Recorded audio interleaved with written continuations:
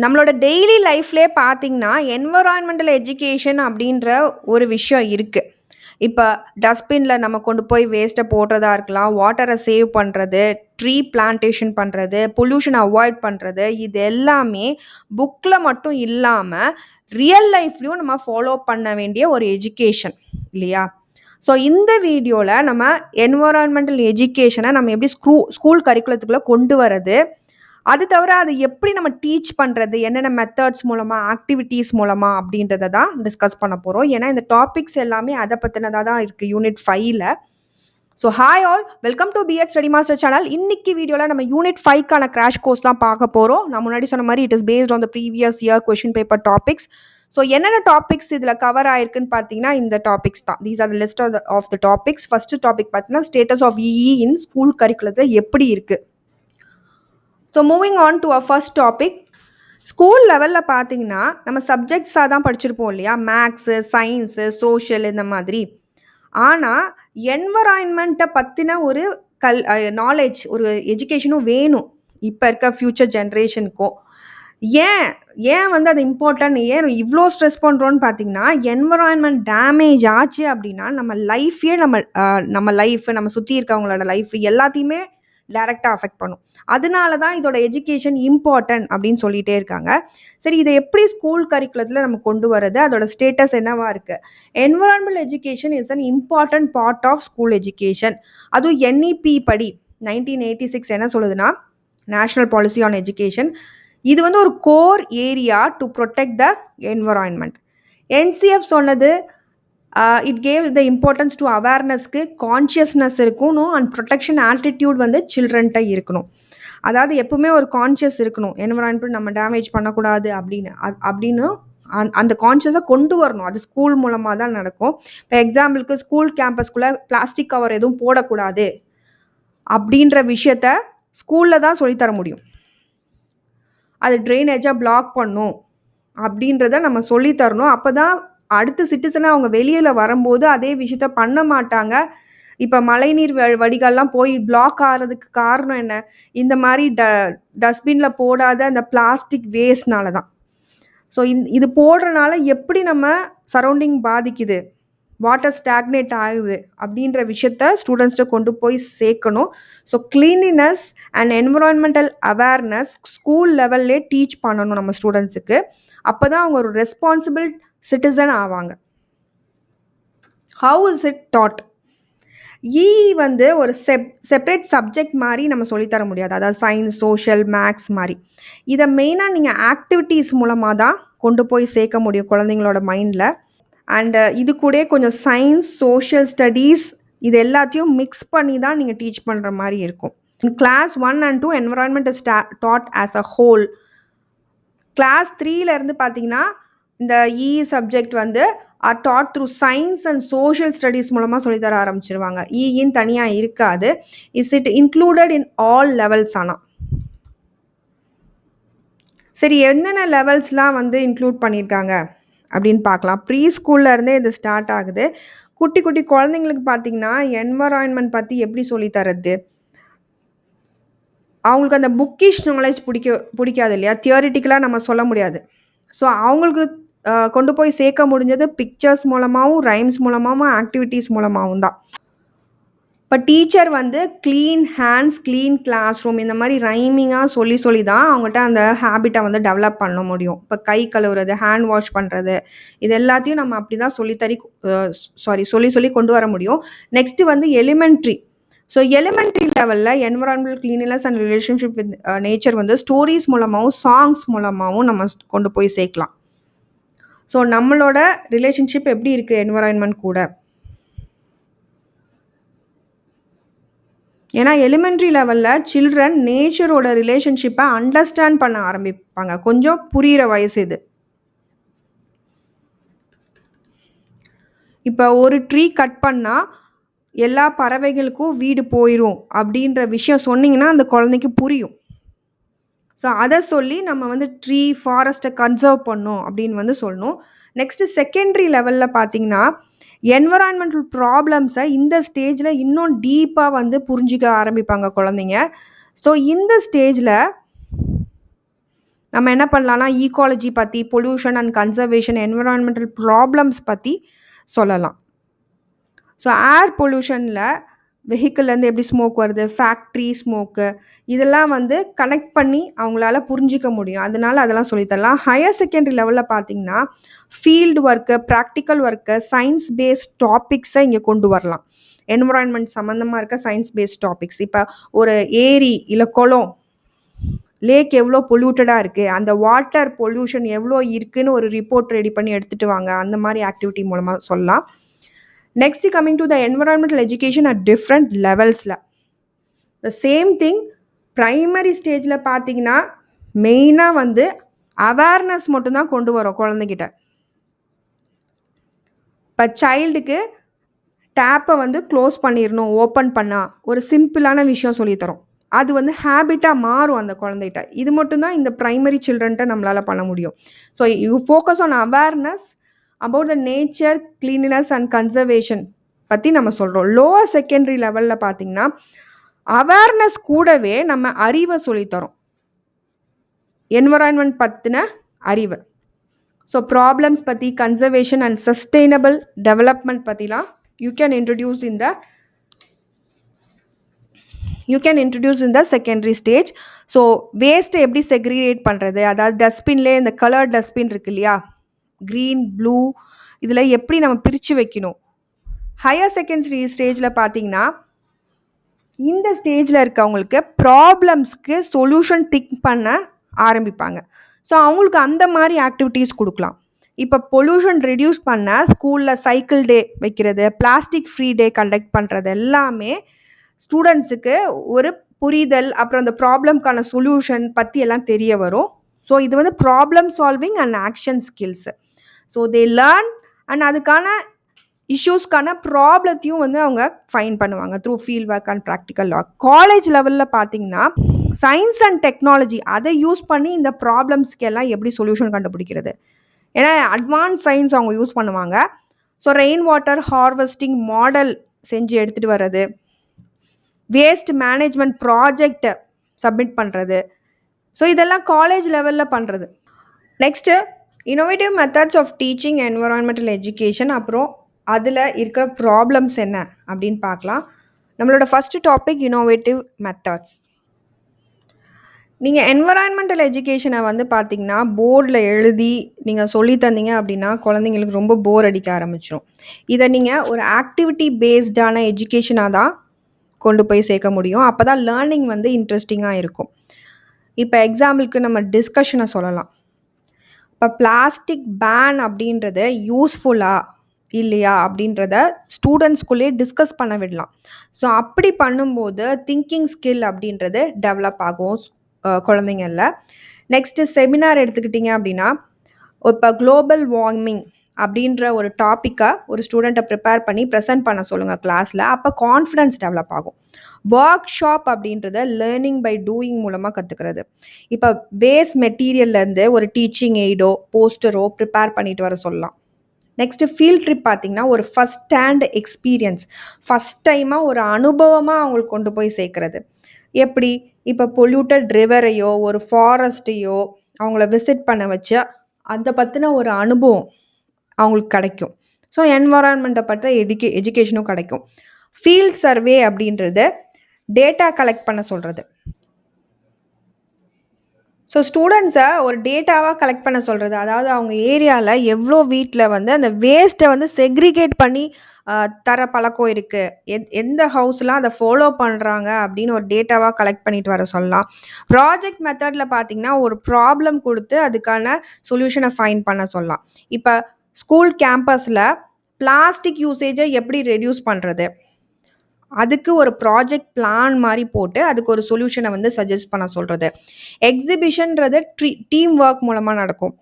அதாவது ஸ்டூடெண்ட்ஸ் பண்ண projects, students pollution பற்றி, கன்சர்வேஷன், பயோடைவர்சிட்டி மாடல்ஸ் டிஸ்பிளே வச்சு அதை ஒரு அவேர்னஸாக க்ரியேட் பண்ணுறது. வீடியோ ஷோஸ் ஆர் டிவி அப்படின்றது விஷுவல் லேர்னிங், பார்த்து தெரிஞ்சுக்குவாங்க வீடியோஸ் மூலமாக. டிஃபாரஸ்டேஷன் டாக்குமெண்ட்ரி மாதிரி நீங்கள் காட்டலாம். ஸோ அதோட எஃபெக்ட்ஸு,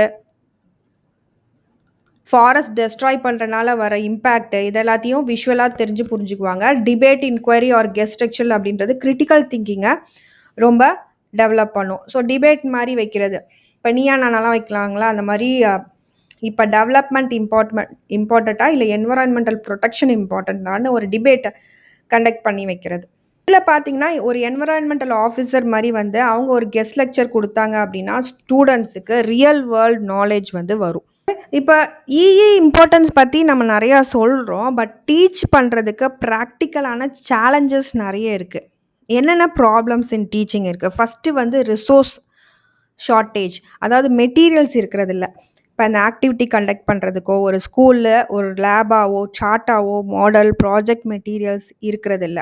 அதனால இந்த ஆக்டிவிட்டீஸ்லாம் கண்டக்ட் பண்ணுறது கஷ்டமாகுது. நெக்ஸ்ட்டு வந்து ஹை ட்ராப் அவுட் ரேட் இருக்குது. அண்ட் இந்த ஸ்கூல் கேம்பஸில் சில பேர் வந்து கண்டினியூ பண்ண முடியாமல் ட்ராப் அவுட் ஆகிடுறாங்க. அதனால இந்த அவேர்னஸ் வந்து அவங்களுக்கு ரீச் ஆகாமல் போயிடுது. நெக்ஸ்ட்டு சோஷியல் கன்ஸ்ட்ரெயின்ஸ் அப்படின்றது பிலீஃப் கான்ஃப்ளிக்ஸ். இப்போ நம்ம ஒன்று ஸ்கூலில் சொல்லி கொடுத்துருப்போம், பட் அவங்க ஃபேமிலிக்குன்னு அந்த ஏரியாவுக்குன்னு ஓல்டாக ஒரு பழக்கமோ ஒரு பிலீஃபோ லோக்கல் ப்ராக்டிஸ் இருக்கலாம். அதனால இந்த பொல்யூஷன் கண்ட்ரோல் ஹேபிட் வந்து ரீச் ஆகாமல் போயிடலாம். ஏன்னா அவங்க அக்செப்ட் பண்ணிக்காததுனால இது வந்து டிலே ஆகும் அவங்களுக்கு இந்த நாலேஜ் போய் சேர்றது. அண்ட் அசஸ்மெண்ட் அப்படின்றது ரொம்ப கஷ்டம். ஏன்னா இது வந்து பிஹேவியர் சேஞ்ச். இது எக்ஸாம் கண்டக்ட் பண்ணி நீங்கள் மார்க் போடுறது கிடையாது, அது ஈஸி. பட் ஸ்டூடெண்ட் ரியல் லைஃப்பில் பிளாஸ்டிக் அவாய்ட் பண்ணுறாங்களா, வாட்டர் சேவ் பண்ணுறாங்களான்னு நம்ம மெஷர் பண்ண முடியாது, அது டிஃபிகல்ட் இல்லையா? So assessment becomes difficult. Next lack of trained staff. So டீச்சிங்கில் இதுக்கான டீச்சர் ட்ரைனிங் எடுத்துக்கிட்டவங்க இல்லை. இப்போ ஃபீல்ட் ட்ரிப் போகிறதுக்கோ ப்ராஜெக்ட் மெத்தட் கண்டக்ட் பண்ணுறதுக்கோ ட்ரைனிங் இல்லாதனால தியரியாகவே தான் சொல்லிக் கொடுக்க முடியுது. Poor communication and monitoring. இந்த இடத்துல ஸ்கூலு, பேரண்ட்ஸு, அப்புறம் இந்த கம்யூனிட்டி, இந்த சொசைட்டி, இது மூணும் வந்து ஒன்றா வேலை செய்யணும் இந்த எஜுகேஷனில். ஆனால் அந்த கோஆர்டினேஷன் இருக்கிறதில்ல. அதனால இந்த கிளீனலினஸ் கேம்பெயின் என்ன தான் நம்ம ஸ்கூல் லெவலில் சொன்னாலும் சக்ஸஸ் ஆக மாட்டேங்குது. நெக்ஸ்ட்டு லிமிட்டட் ஃபண்ட்ஸு, காசு இருக்கிறதில்ல, budget. So tree planting drive conduct பண்ணுறதுக்கோ எக்ஸிபிஷன் கண்டக்ட் பண்ணுறதுக்கோ ஒரு ஃபீல்ட் ட்ரிப் கூட்டிகிட்டு போகிறதுக்கோ ஃபண்ட்ஸ் இருக்கிறதில்ல. ஃபண்ட்ஸ் இல்லாதனால பிளான் ஸ்டாப் ஆயிடுது.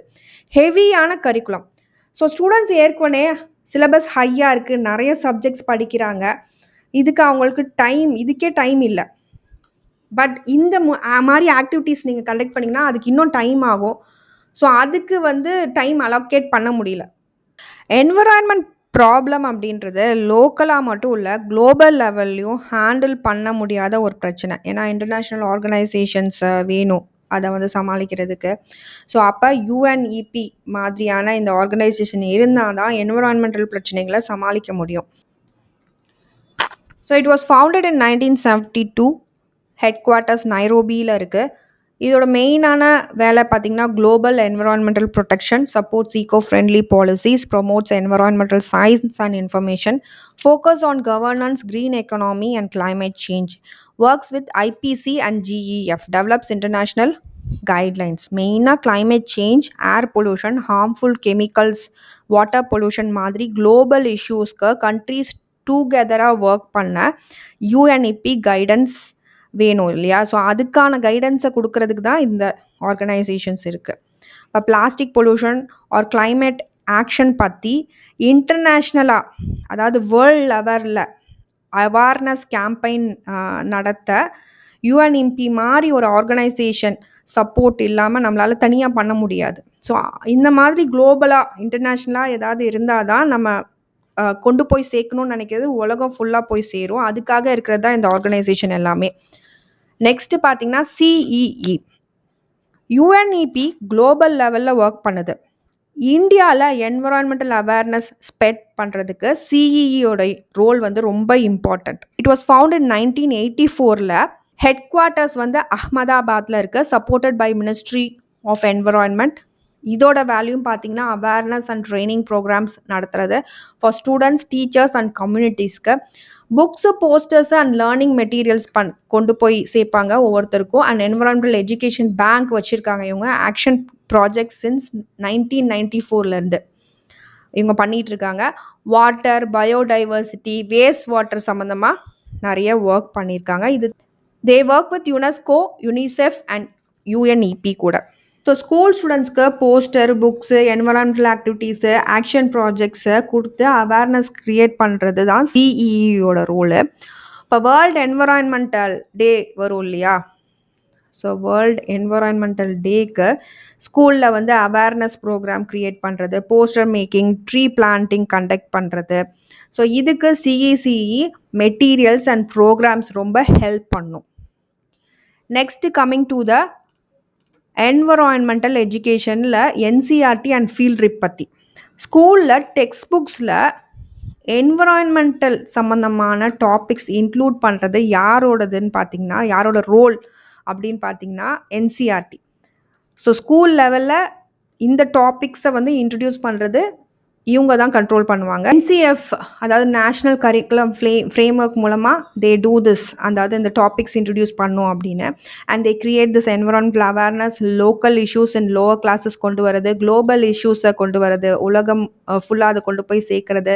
இது மெயினாக அந்த டெக்ஸ்ட் புக்ஸ் மூலமாக தான் பண்ணுறாங்க. அதாவது இந்த இஷ்யூஸ் அதை வந்து ரெஃபர் பண்ணியிருப்பாங்க அந்த டெக்ஸ்ட் புக்ஸில். அது தவிர டீச்சர் ட்ரைனிங், எக்ஸிபிஷன்ஸு, ஃபில்ம்ஸ் போடுறது, ரீடிங் மெட்டீரியல்ஸ் எல்லாமே இருக்குது என்சிஆர்டியில். It works with UNESCO, UNICEF and UNEP. இப்போ சயின்ஸ் டெக்ஸ்ட் புக்ஸில் பார்த்தீங்கன்னா ecosystem, food chain, pollution, conservation topics எல்லாமே வருது. இதெல்லாம் என்வரான்மெண்ட் சம்மந்தமானது தானே. அதே மாதிரி சோஷியல் சயின்ஸில் ரிசோர்ஸஸ் அண்ட் என்வரான்மெண்டல் இஷ்யூஸ் எல்லாமே நீங்கள் பார்க்கலாம் என்சிஆர்டி டெக்ஸ்ட் புக்ஸில். இது ஸ்டூடெண்ட்ஸ் வந்து ரெகுலராக பார்க்கும்போதும் லேர்ன் பண்ணும்போதும் என்விரான்மெண்ட் பற்றின ஒரு அவேர்னஸ் அவங்க மைண்டில் க்ரியேட் ஆகும். இப்போ லோக்கல் இஷ்யூஸ் அப்படின்னா, இப்போ லோ கிளாஸில் இருப்பாங்களே அந்த மக்களோட வாழ்கிற ஒரு சரௌண்டிங்கை பிக்சராக காட்டுறது இந்த புக்ஸில். ஸோ அவங்க அவேர்னஸ் க்ரியேட் ஆகும் மற்ற ஸ்டூடெண்ட்ஸுக்கும். அதே மாதிரி குளோபல் லெவலில் நடக்கிற issues like climate change, biodiversity, pollution, இது எல்லாத்தையுமே போட்டிருப்பாங்க. ஸோ இப்படி ஏஜுக்கு சூட்டபிளான கண்டென்ட் வந்து ஒவ்வொரு புக்லேயும் இன்க்ளூட் ஆகிருக்கும் என்வரான்மெண்ட் சம்மந்தமானது.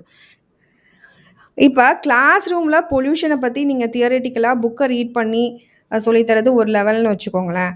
அதே இதை நீங்கள் வந்து ஒரு இடத்துக்கு, ஒரு பிளேஸுக்கு கூட்டிகிட்டு போய் சொல்லித்தந்தீங்கன்னா அது அனதர் லெவல் இல்லையா? ஸோ அதுதான் ஃபீல்ட் ட்ரிப் அப்படின்றது. So it is learning outside the classroom. இப்போ பக்கத்தில் ஏதோ ஏரி, குளமோ, லேக் வந்து ரொம்ப பொல்யூட்டடாக இருக்குது, அங்கே ஒரு ஃபீல்ட் ட்ரிப் மாதிரி கூட்டிகிட்டு போகிறது குழந்தைங்கள. பிளாஸ்டிக் வேஸ்ட்டு, பேட் ஸ்மெல், அது எல்லாத்தையும் அவங்க பார்ப்பாங்க. டர்ட்டி வாட்டர் எப்படி இருக்குது டேரெக்டாக வந்து அப்சர்வ் பண்ணுவாங்க. அப்போ பொல்யூஷன் இம்பேக்ட் வந்து அவங்க ஸ்ட்ராங்காக அவங்க மைண்டில் இருக்கும், ரிஜிஸ்டர் ஆயிரும். ஸோ டேரக்ட் அப்சர்வேஷன் இருக்கனால. அது தவிர க்யூரியாசிட்டி, க்ரியேட்டிவிட்டி பில்டப் ஆகும், இம்ப்ரூவ்ஸ் அண்டர்ஸ்டாண்டிங் அண்ட் மெமரி.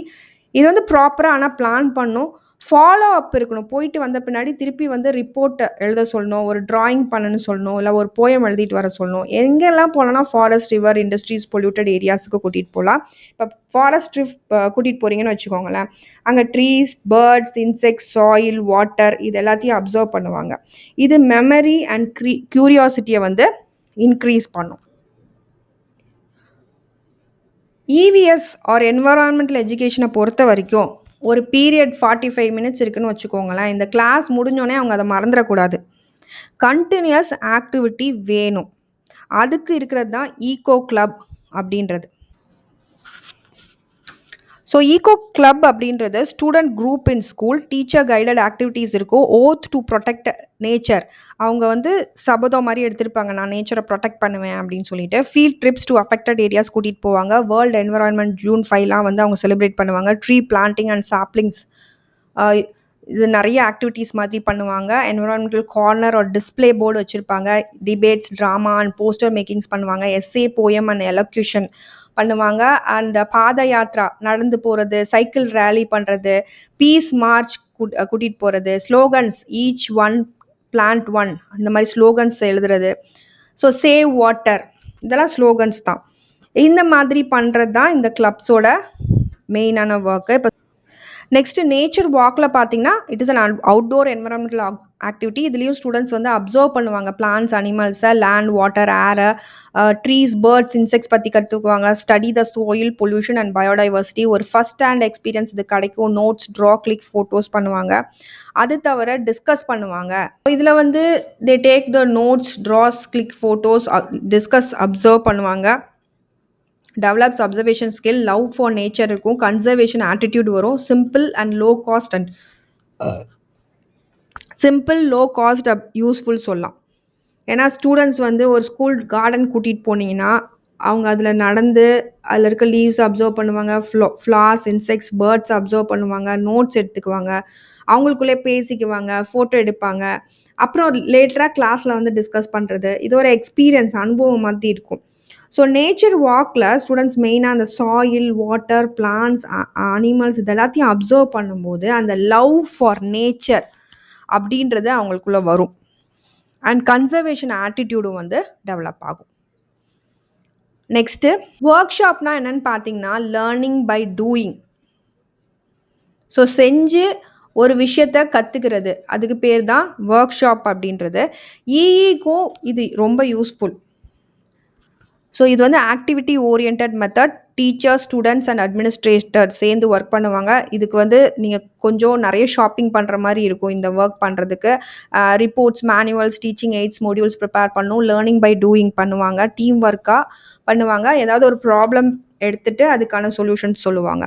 இப்போ students waste paper, cardboard, plastic bottle use பண்ணி ஒரு மாடல் செய்கிறது. ஸோ இது க்ரியேட்டிவிட்டி அண்ட் ப்ராக்டிக்கல் ஸ்கில்லை வந்து டெவலப் பண்ணும். ப்ராக்டிக்கலாக ஒரு விஷயம் செய்கிறாங்க. டீச்சர் அண்ட் ஸ்டூடெண்ட்ஸ் 2 பேரும் சேர்ந்து அவேர்னஸ் மேனுவல்ஸ் ஒரு போஸ்டர்ஸ் ப்ரிப்பேர் பண்ணால் அது ஒரு டீம் ஒர்க் அப்படின்னு நம்ம சொல்கிறோம். அண்ட் ப்ராப்ளம் சால்விங் ஸ்கில்லும் வந்து இதில் டெவலப் ஆகும். நெக்ஸ்ட்டு பார்த்தீங்கன்னா எக்ஸிபிஷன். இது வந்து just display of the student materials. Environment சம்மந்தமாக அவங்க பண்ண charts, models, posters and reports இதை நீங்கள் எக்ஸிபிஷனாக வைக்கிறீங்க. ஸோ இது வந்து ஸ்டூடெண்ட்ஸ் லேர்ன் பண்ணதை பப்ளிக்கு எக்ஸ்பிளைன் பண்ணுற ஒரு வாய்ப்பும் கிடைக்கும் அவங்களுக்கு. ஏன்னா எக்ஸிபிஷனில் நிறைய பேர் வருவாங்க, அவங்க கூட ஸ்டூடெண்ட்ஸ் பேசுவாங்க இல்லையா. ஸோ அதுவும் நடக்கும். டாபிக்ஸாக பொல்யூஷன், கன்சர்வேஷன், வேஸ்ட் வாட்டர் பற்றி, பயோடைவர்சிட்டி பற்றி பண்ணலாம். Planning, finance and committee work இதில் முக்கியம். And teacher guidance and student participation இருக்கணும். இப்போ ஸ்டூடெண்ட்ஸ் வந்து rain water harvesting model, pollution chart, waste segregate display பண்ணுறது, விசிட்டர்ஸ்க்கு அதை எக்ஸ்பிளைன் பண்ணும்போது கான்ஃபிடென்ஸ் அண்ட் லீடர்ஷிப் வந்து டெவலப் ஆகும்.